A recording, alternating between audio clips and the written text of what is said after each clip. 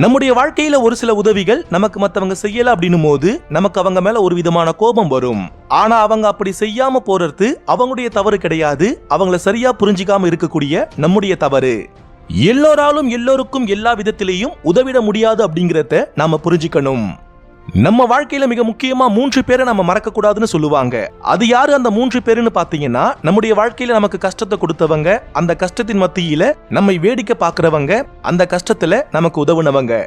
நம்ம வாழ்க்கையில நாம நிறைய பேரை சந்திக்கிறோம். சிரிச்சு பேசி பழகக்கூடிய அத்தனை பேருமே நமக்கானவங்க அப்படின்னு நம்ம நம்ப கூடாது. ஒரு சிலரை பாத்தீங்கன்னா மற்ற எல்லா நேரங்களையும் நம்ம கூட இருப்பாங்க. ஆனா நமக்கு ஏதாவது கஷ்டம் வரும் பொழுது ரொம்ப அழகா நம்மளை கழட்டி விடுவாங்க. அது ஒரு தந்திரமான புத்தி.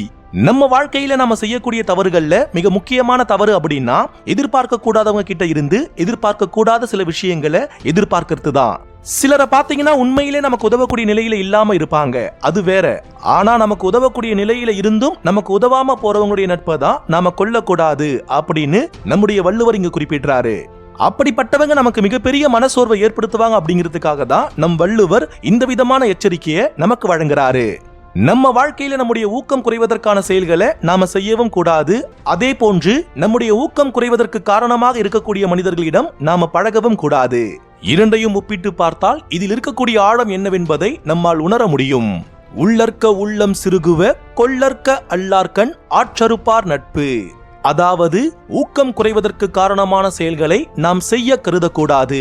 அதே போன்று நமது துன்ப காலத்தில் நம்மை கைவிடுவார் நட்பை நாம் கொள்ள கருதக்கூடாது. நன்றிகள்.